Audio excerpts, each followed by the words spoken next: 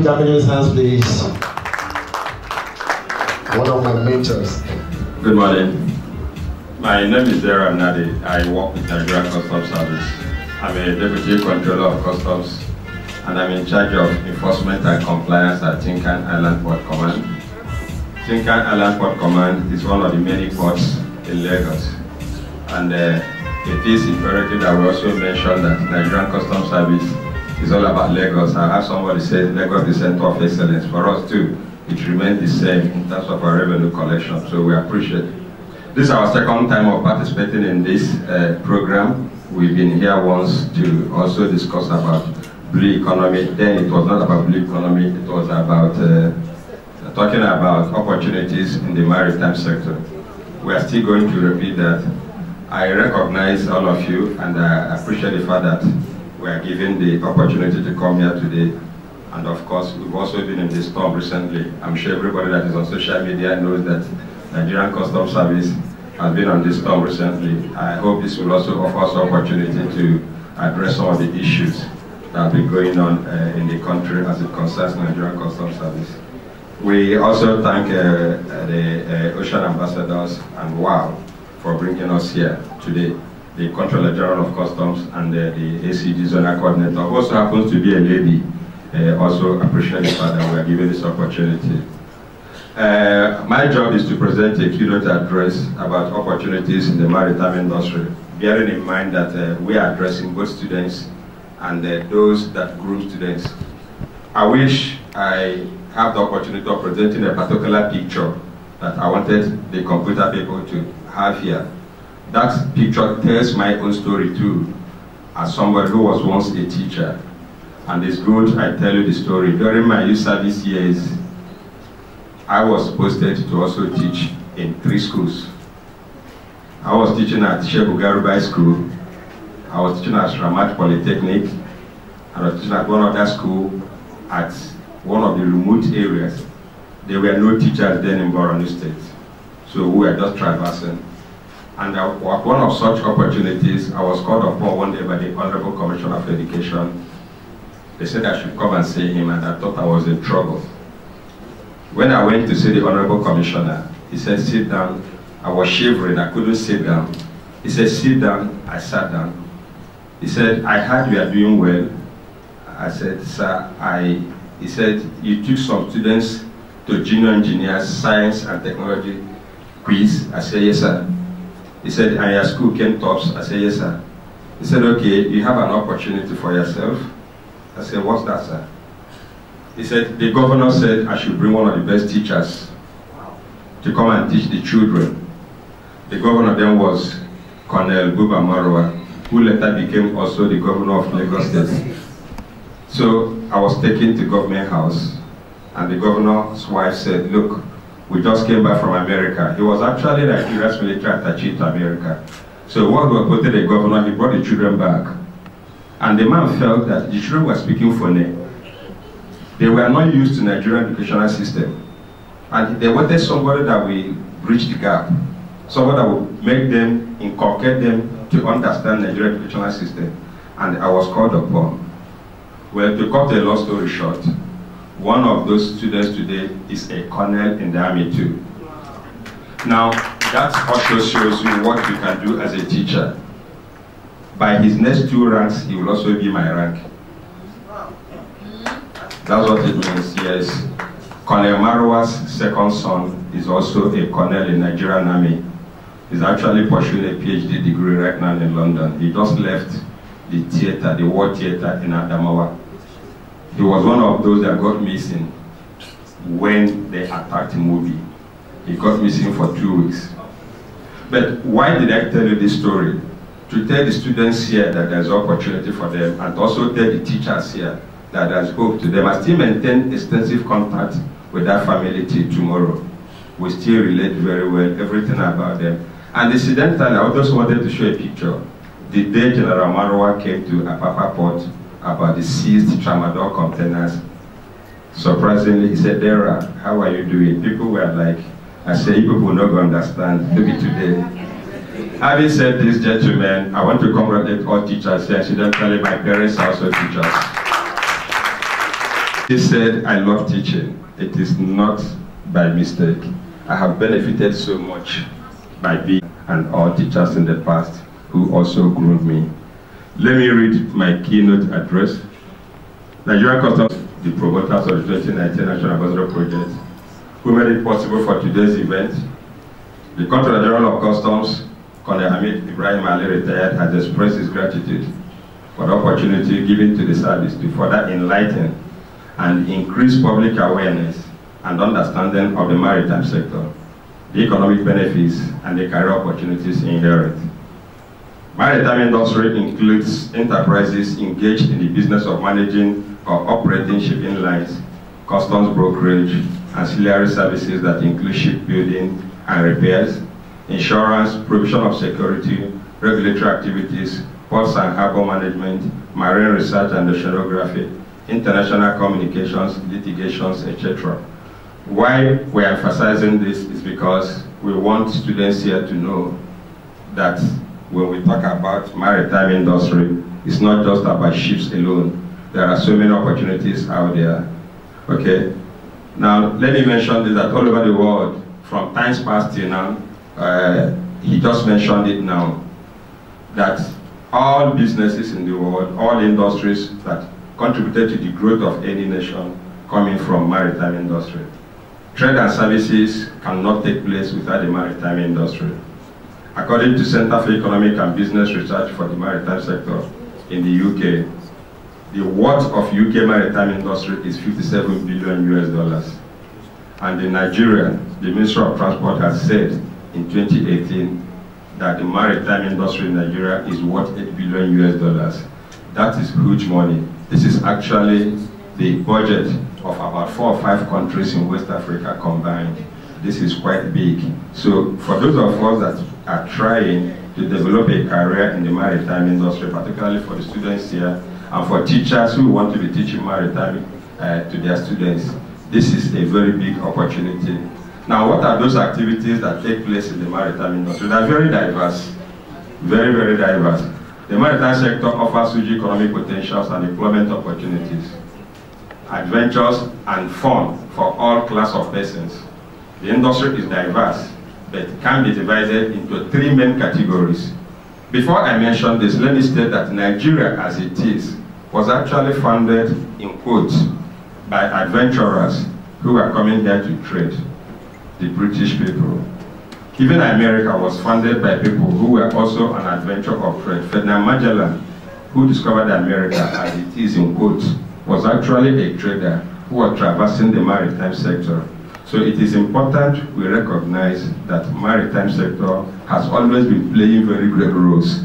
As a matter of fact, Britain became the conqueror of the entire world, India, everywhere, because of their strength in the maritime sector. Building import-export activities. We also have the second aspect as law enforcement in that industry. Nigerian Ports Authority, Shippers Council, Nigerian Navy, Inland Waterways Authority, National Agency for Food and Drug Administration and Control, Standard Organization of Nigeria, NDLEA, police. You can see that even though these are all regulatory agencies, they all have a role to play in maritime industry. It's quite a big industry.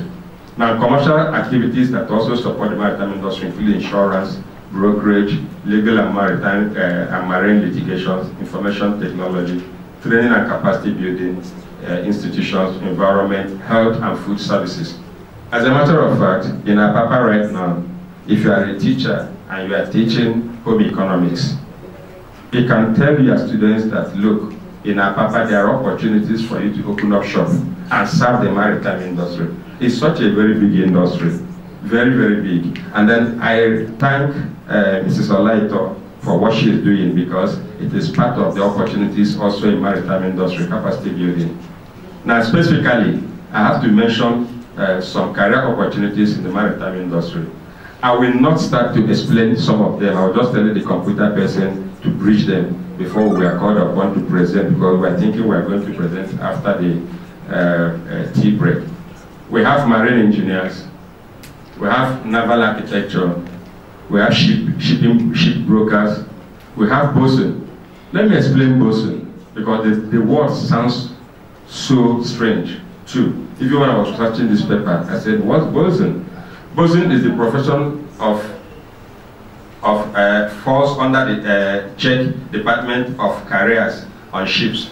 Bosun helps in carrying out various operations of the ship and also leads the crew department of the ship. So when you are working inside a ship, an ocean-going vessel, those people that work there, they group them as bosuns. Okay, now oil driller. So you can see that even in the petroleum sector, those of us that participate there have also something to do with maritime industry. Then we have ordinary seamen, we have ship fitters, we have tool pushers, we have tugboat jobs. These are so many. There are so many things. Shipbuilding engineers, ship freight forwarders, cruise ship engineers, shipwright. There are so many of them. Plumber. I have listed here more than 50 jobs, even opportunities in the yacht industry, cruise boats, several of them roughneck.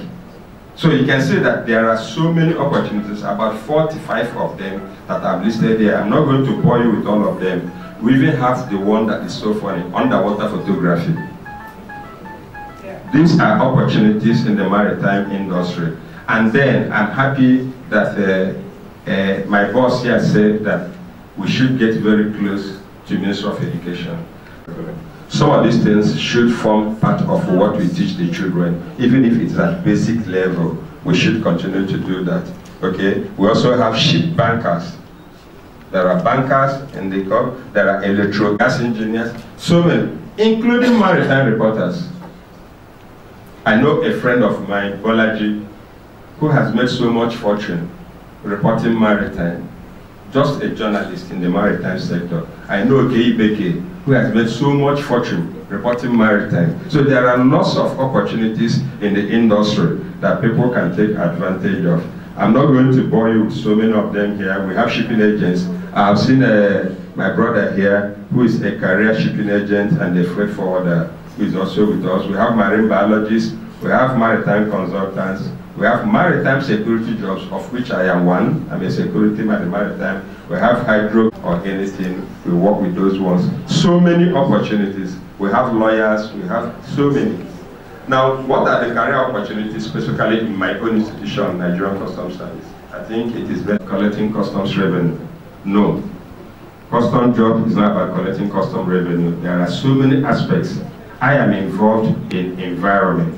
As a matter of fact, if my citation had been read, my last posting before I got posted to Tinker Island Command was I was the head of intellectual property rights and counterfeiting, environment and one-stop investment center. What was I doing with environment? I was making sure that animals that are going to be extinct, plants that are going to be extinct, are not imported or exported out of Nigeria.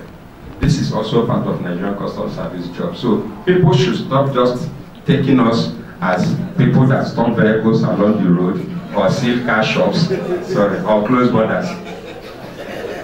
There are other things that we also do that go beyond. And then for One Stop Investment Center, we also sit in that office where that is a branch of Ministry of Trade and Investment, where we advise investors, particularly those coming into the country for the first time, on career opportunities and investment opportunities in Nigeria. These are one of the things we do. But historically, how did Nigerian Customs Service come to be? In 1891, Royal Niger Company, look at that, came into Nigeria, into what was the Niger Coast Protectorate. So you can see that they came through the sea, and they were traders, and they founded customs. And how did they find customs? It was not founded as a result of helping Nigeria. Custom was founded to help the British man collect tax from the then called natives.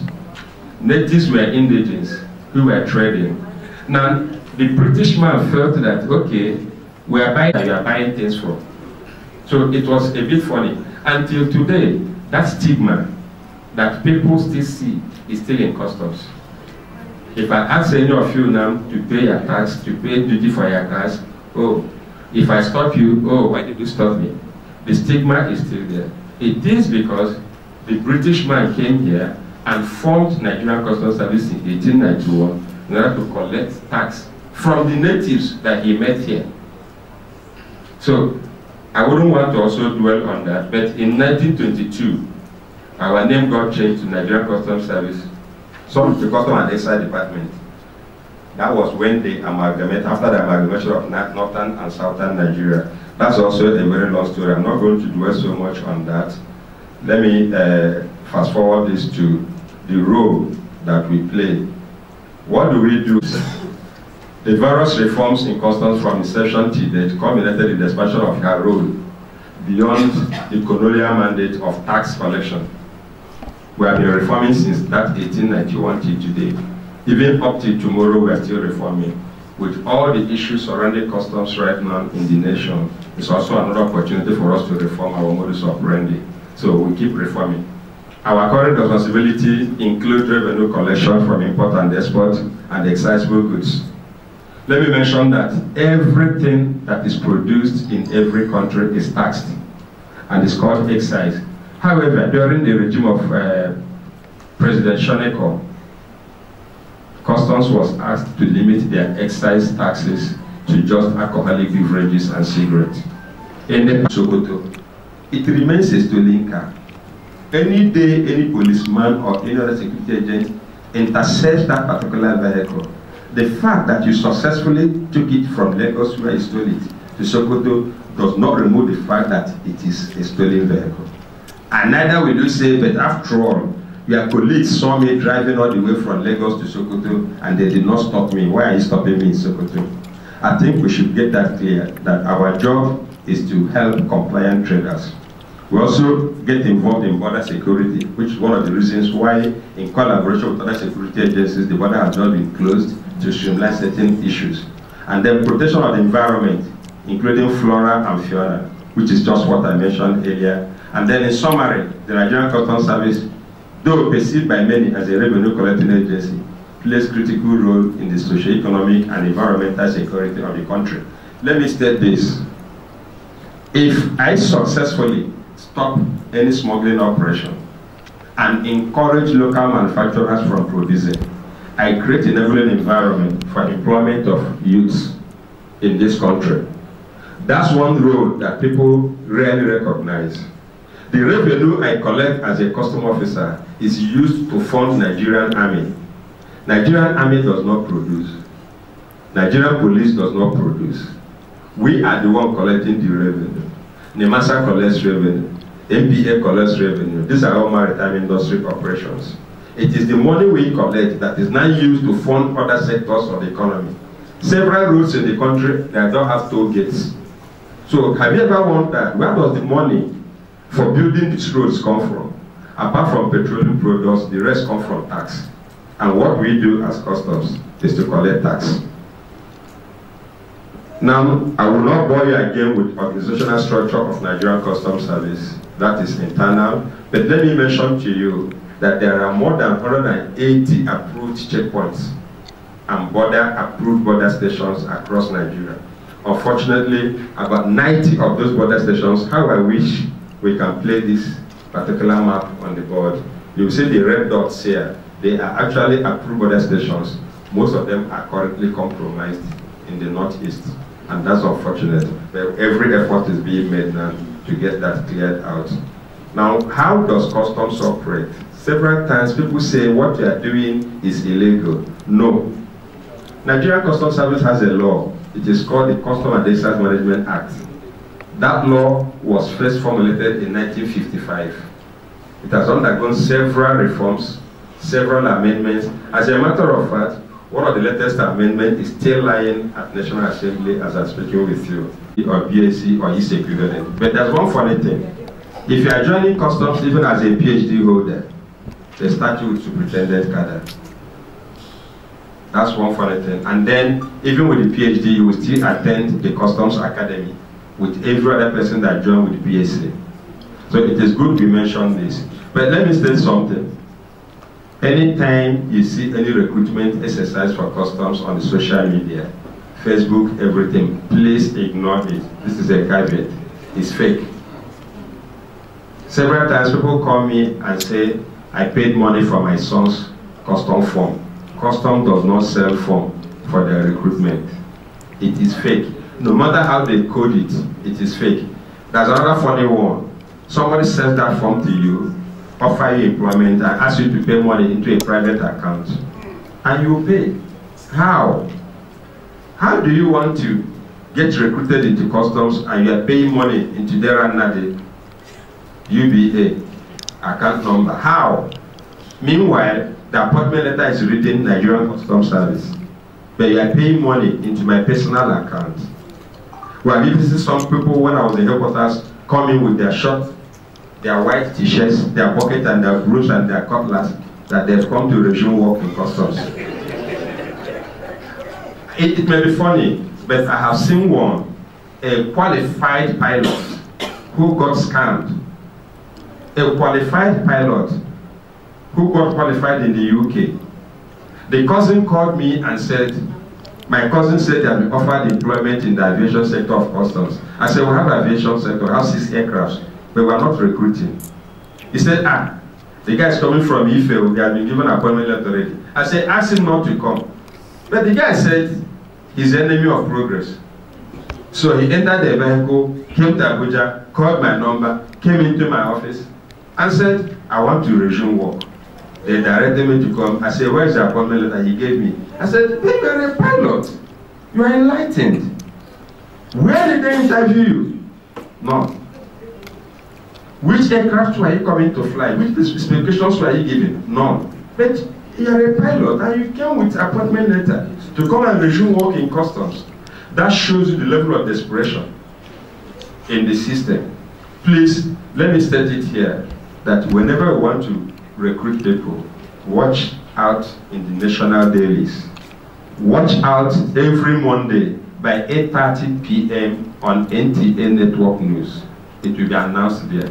Every Monday by 8:30, we have a program we call Customs Duty, where we announce most programs that we want to carry out in customs and our activities.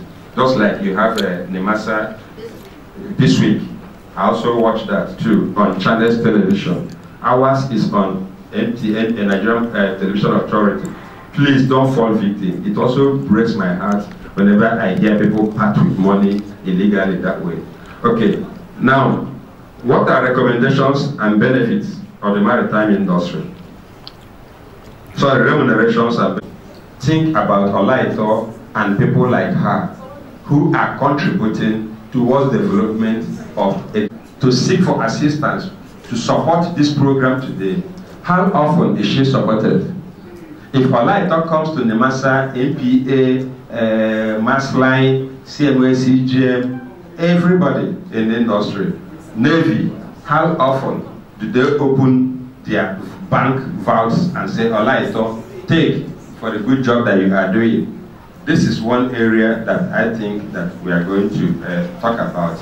And again, agencies and businesses in the industry should offer corporate social responsibility for the growth of youth capacity in the sector. I really thank all of you for giving the opportunity to present this to you, and may God bless all of you.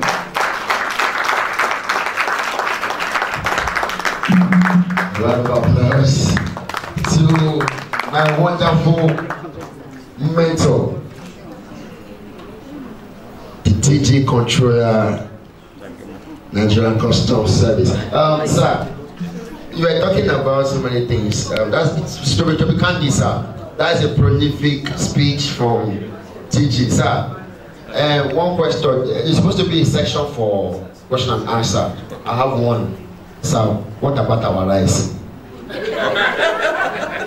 Okay. Okay. Where is my our rice is having issues? I don't know. Yes, I think it is important that we mention this here. Rice has been in the news recently. Nigerians love eating rice. Okay? I love eating rice.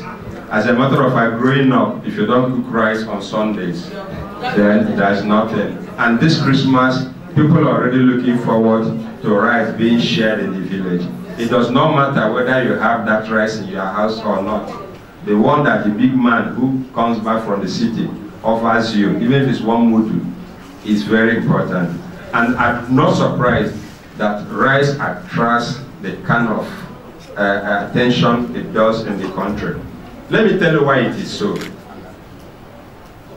Nigeria, proximate neighbors are all French speaking. We have 4 countries bordering Nigeria that are all French-speaking. Nigeria is the only English-speaking country in their midst. Currently, the population of the entire West Africa is about 380 million people, after which Nigeria alone is 200 million people. Our closest neighbor, which is Benin Republic, is about 12 million people.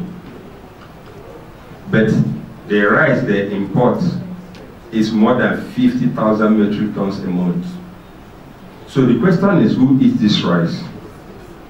Those rice is being brought into Nigeria, albeit illegally. And what we are saying is, government since 2012 made it a deliberate policy to say that you don't import rice through the border. Import rice through the seaport only. And as far back as 2015, government said, before you get from M to import rice, it will be like a camel passing through the eye of the needle.